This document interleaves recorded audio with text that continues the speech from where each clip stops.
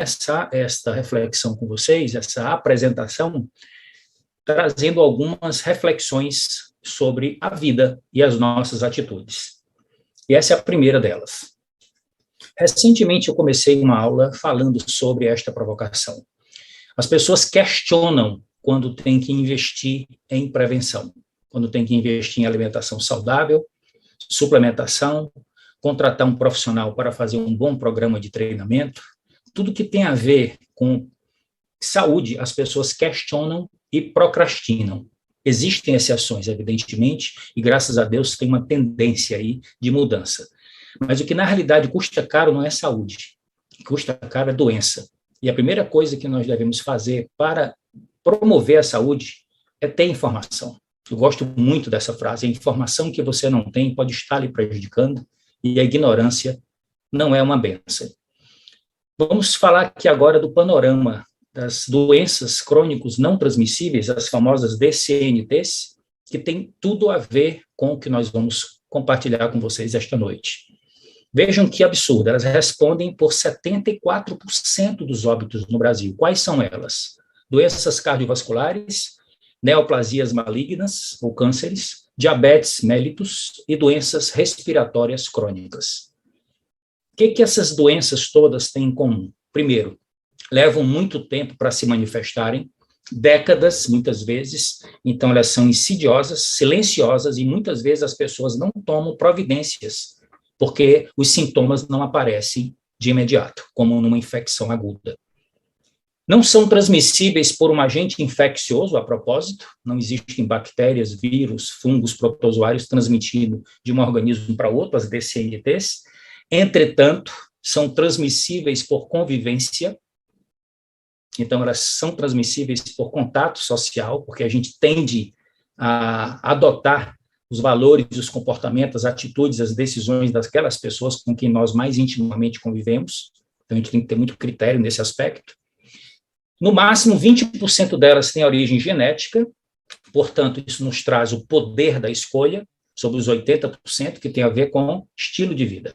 Então, uma vez que elas são doenças de estilo de vida, quais são os fatores controláveis, comportamentais, que nós podemos obter informações e, através de uma boa atitude, fazer as mudanças necessárias? Primeiro, alimentação não saudável, sedentarismo, tabagismo e alcoolismo. Mas como é que, tradicionalmente, essas doenças de estilo de vida têm sido tratadas? Como a maioria dos médicos tem uma responsabilidade muito grande com seus pacientes, e eles sabem que grande parte desses pacientes não vão fazer as mudanças necessárias de estilo de vida para tratar as causas, lamentavelmente, eles têm que prescrever os medicamentos para tratar os sintomas e as pessoas conseguirem ter tempo para ir se conscientizando e fazendo as mudanças necessárias nas causas das doenças de estilo de vida, que não tem a ver com falta de medicamentos, tem a ver com falta de vários fatores que nós vamos apresentar esta noite. Então, se vocês observarem, dor de cabeça, inflamações, corpo dolorido, controle do apetite, diabetes, azia, ou seja, refluxo gastroesofágico, depressão, hipertensão arterial, hipercolesterolemia, que significa alta taxa de colesterol, todas essas manifestações, a sintomatologia toda está conectada com causas que têm a ver com comportamentos, têm a ver com estilo de vida. Eu acho um pouco forte, mas é muito oportuno essa tradução aqui desta mídia americana. A indústria farmacêutica não cria cura, ela cria consumidores, porque o negócio é doença. Se o negócio é doença, não posso te curar, senão eu te perco como cliente, eu tenho que tratar sintomas. Por isso que existe esse paradigma. Você vai ter que tomar esse remédio para o resto da vida. Eu acredito que vocês já ouviram isso, ou algum parente seu próximo já escutou isso. E o que significa isso na prática? Isso aqui são fotos que eu tirei recentemente em farmácia. Isso aqui que vocês estão vendo é a prateleira dos medicamentos de referência, aqueles que ainda estão protegidos por patentes. E aqui a prateleira na mesma farmácia dos medicamentos genéricos, aqueles que já podem ser feitos similares à fórmula original, porque já venceu a patente. Então, está havendo aí um grande desafio na indústria farmacêutica, porque nos últimos anos, eu diria até nas últimas décadas, o investimento, segundo as pesquisas, foi muito mais em marketing do que em pesquisa e desenvolvimento de novos medicamentos.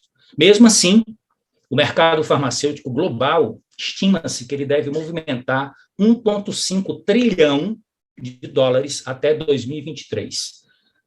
A gente fica, assim, impressionado, né, com essa cifra, mas nós temos que fazer uma comparação de referência para nós estimarmos a grande tendência de mudança global de comportamento que está acontecendo, graças a Deus. Então, a primeira vez que eu escutei este professor, escritor, empreendedor e economista, um dos mais importantes analistas de tendência de mercado global do mundo, o Dr.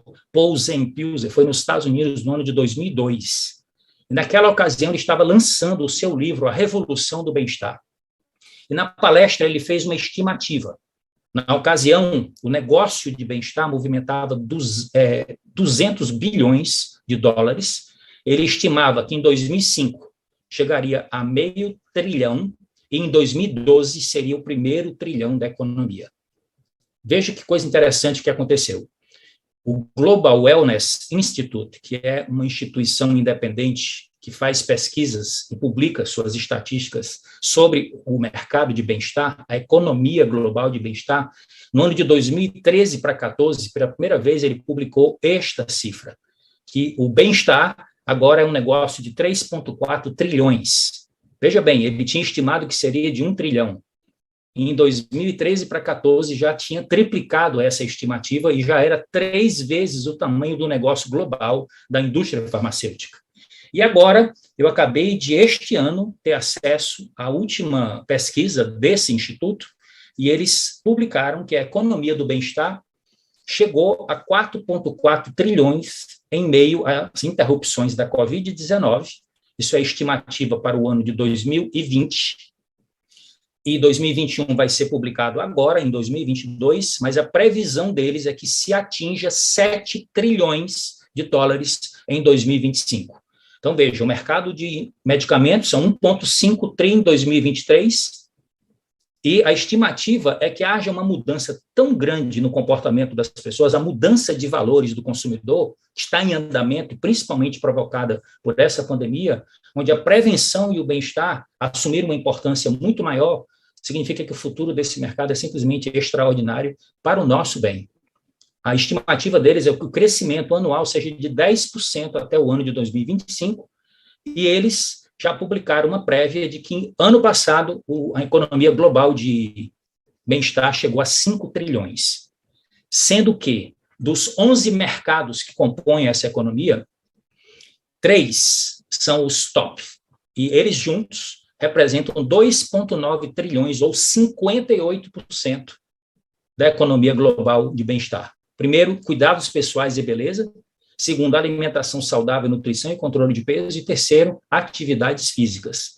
Vejam que esses 3 setores estão intimamente relacionados e integrados com a nossa missão, que é tornar o mundo mais saudável, próspero e feliz. Então, eu fico muito entusiasmado de introduzir esta aula para vocês com estes dados para mostrar que tem uma mega tendência de bem-estar superando todas as outras indústrias relacionadas com doenças e esses problemas de saúde que nós vamos discutir, focado muito mais em soluções e estratégias do que simplesmente estatísticas insalubres. Então, como a Mardélia introduziu, é fácil ficar confuso quando se trata de saúde e nutrição. Mesmo especialistas qualificados, muitas vezes, parecem ter opiniões opostas, contraditórias, e fica muito difícil de você saber por onde seguir. No entanto, apesar de todas as divergências, vários tópicos de nutrição, saúde e bem-estar estão muito bem apoiados pela pesquisa científica mais atualizada e mais robusta. Vocês estão vendo aí os principais jornais científicos que nós acompanhamos e lemos as mais recentes pesquisas para trazer esses conteúdos estimulantes e bem atualizados e embasados cientificamente para vocês. Então, vamos começar. 21 dicas de nutrição, saúde e bem-estar. Primeira, evite dietas restritivas. A gente entra no Google agora e você vai colocar a palavra dieta e pesquisa. Em 0,43 segundos, vem 166 milhões de resultados. Essa pesquisa foi feita em 22 de março de 2022. Então, preste atenção, nós estamos exatamente a um dia dessa pesquisa. E isso mostra ainda uma quantidade enorme de pessoas buscando informações sobre como fazer dietas, normalmente para perda de peso, para emagrecer, e geralmente de qualquer maneira. E essas dietas normalmente são ineficazes e raramente funcionam a longo prazo. Por quê? Porque não geram mudança de hábitos e geram problemas no metabolismo, problemas de saúde. Boa parte delas, principalmente as dietas restritivas. Então, é um dos preditores mais fortes do ganho de peso futuro.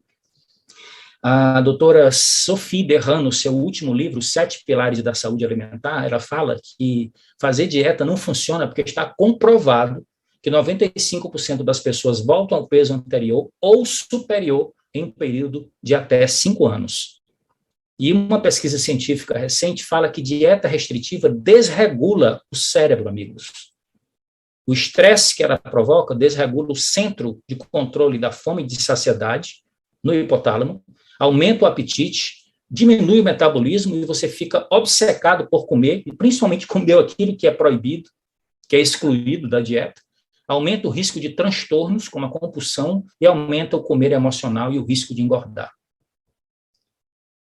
O termo originado vem do grego, que significa modo ou estilo de vida. Olha que coisa interessante. Qual é o significado original da palavra dieta? Então, se a gente resgatar o retorno etimológico e conectar com o valor cultural inicial, nós vamos possibilitar uma compreensão muito mais ampla do que realmente significa fazer dieta, que é adotar um modo ou um estilo de vida e não simplesmente ficar utilizando com sentido restrito de perda de peso, mas sim buscar saúde, bem-estar, qualidade de vida, e o controle do peso e a boa forma viriam por consequência. Então, qual é a segunda dica? Por que que a gente coloca aqui, logo após a recomendação de não fazer dieta restritiva, começar com proteína? Porque é o nutriente mais importante da nossa alimentação e tem inúmeros benefícios para várias áreas da nossa qualidade de vida, dos nossos objetivos, em termos de saúde, bem-estar e também do controle de pesos. Primeiro, nós não temos estoque de proteína, como temos estoque de gordura e carboidrato. Então, nós necessitamos comer proteína diariamente em todas as refeições e também nos lanches para que essa nossa estrutura proteica não seja utilizada na falta de um balanço proteico na alimentação. Porque sempre que você mexe nas proteínas do corpo, você não está mexendo em reserva, você está mexendo na estrutura do corpo. Isso é um dos efeitos colaterais das dietas restritivas, quase comum entre elas. Segundo, desempenho nos exercícios físicos, manutenção e construção muscular. Basicamente, o músculo tem uma das maiores concentrações de proteína dos nossos tecidos, e para você ganhar massa muscular e aumentar o seu metabolismo, aumentar principalmente a sua taxa metabólica basal, que é aquela quantidade de energia que o corpo consome ao longo do dia, independente de você estar fazendo exercício ou não, é necessário construir músculos. E o pré-requisito fundamental é a proteína de qualidade na alimentação. Outro aspecto importante da proteína, qualidade de vida no envelhecimento, reduzir os efeitos da sarcopenia, que é um processo também silencioso, inexorável, que começa a partir dos 30 anos e que você vai perdendo massa magra ao longo dos anos, e como nós estamos vivendo mais, é algo que nós devemos nos importar. Vamos falar um pouco mais sobre isso adiante. Outro aspecto, saciedade. Não há nenhum outro nutriente que chegue perto da proteína do ponto de vista de saciedade. Então, ela é superior ao carboidrato, superior às gorduras e superior também às fibras. Finalmente, diversidade. Nós devemos sempre utilizar uma variedade de proteínas das suas principais fontes, vegetais, animais e fungos, cogumelos também são boas fontes de proteína, para que a gente possa ter uma alimentação cada vez mais variada e que a gente possa manter essa alimentação a médio e longo prazo. Agora, vamos aqui a alguns dados importantes. A estimativa da FAO é que em 2050 haverá 9,7 bilhões de pessoas na Terra e que a demanda por proteína aumentará em 76%. Significa que nós temos que buscar alternativas. E essas alternativas, elas virão principalmente das proteínas vegetais. Por quê? Porque elas precisam de menos recursos para produzir mais proteína. Nós vamos comentar já já sobre isso. Agora, aqui ainda dentro da nossa rotina do consumo da proteína, eu queria falar sobre a importância de você não concentrar em grande quantidade a proteína numa refeição e desequilibrar nas outras. as referências mais atuais da ciência, na pesquisa da bioquímica, da nutrição, falam que é muito importante você dividir a quantidade de proteínas que você vai consumir ao longo do dia para você maximizar os efeitos metabólicos dela e também os efeitos estruturais. Então, em cada refeição principal e nos lanches, você deve se perguntar se você está consumindo proteínas na qualidade e na quantidade adequada.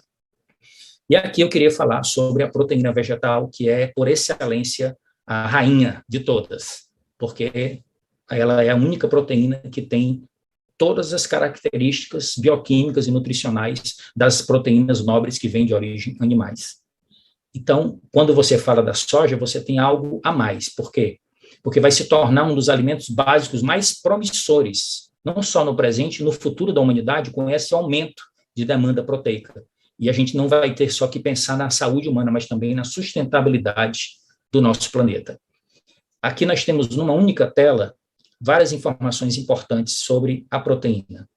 Vocês estão vendo aqui primeiro o ranking das proteínas mais valiosas, de acordo com o coeficiente de digestibilidade, corrigida por aminoácidos, que é esse PDCAS, que estima que o valor 1 é o valor máximo de qualidade, com as quais as outras proteínas são comparadas. Então, vocês estão vendo que é encabeçada aqui pela proteína da soja, seguida da proteína da clara do ovo, depois as proteínas do leite, a famosa whey e a caseína, depois é que vem a proteína da carne, frango e outras proteínas vegetais.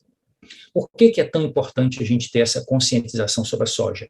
Porque os benefícios são muito claros. Primeiro, menos uso e menos desperdício de água potável, que é um grande desafio da humanidade atual e futuro. Uso eficiente da terra, portanto, nós conseguimos produzir mais proteína por espaço cultivado, quando comparado com qualquer outra fonte proteica, inclusive e sobretudo os animais. Menor pegada de carbono, isso é um assunto que hoje está extremamente divulgado, que é a menor liberação de gases de efeito estufa. Finalmente, um abastecimento sustentável para a alimentação humana hoje e no futuro. Nós temos um portfólio de produtos, tanto relacionados com substitutos parciais de refeições, como vocês estão vendo aqui o nosso shake, a nossa Nutri-Soap, o nosso suplemento de proteína para ser adicionado na hora que você prepara o shake, o nosso Nutrev, que é o substituto mais saudável para a opção saudável para o leite de vaca, mas também temos lanches proteicos, todos aqui feitos com proteína isolada da soja, que é a forma com que a Herbalife utiliza esta proteína nos nossos produtos. Então, nós temos aqui o Protein Crunch, temos aqui a Barra Crunch, temos aqui a sopa instantânea. Então, você tem uma opção, um portfólio de opções, não só para você ter uma refeição principal substituída, com alto teor nutricional, alta densidade nutricional, baixa caloria e um aporte proteico importante para você atingir os seus objetivos, mas também as opções maravilhosas, convenientes e deliciosas de lanches saudáveis. Tirem proveito, conversem com o consultor que o convidou para estar nessa apresentação para vocês poderem experimentar.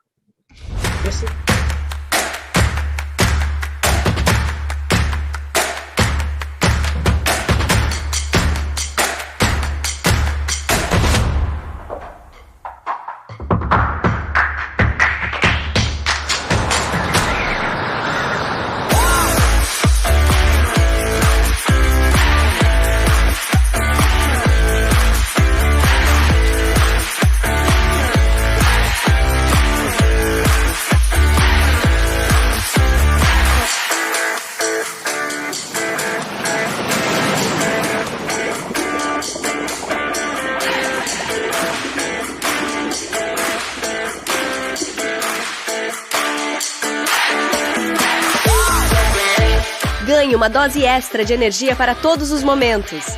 Descubra o que a combinação de taurina e cafeína podem fazer para te ajudar. Chegou o Lift Off, da Herbalife Nutrition. Tenha mais concentração no trabalho, nos estudos e muita energia no pré-treino. Aumente sua disposição em todos os momentos. Uma bebida totalmente diferente, saborosa, prática e fácil de preparar. Conheça essa novidade da Herbalife Nutrition. Decole com Lift Off.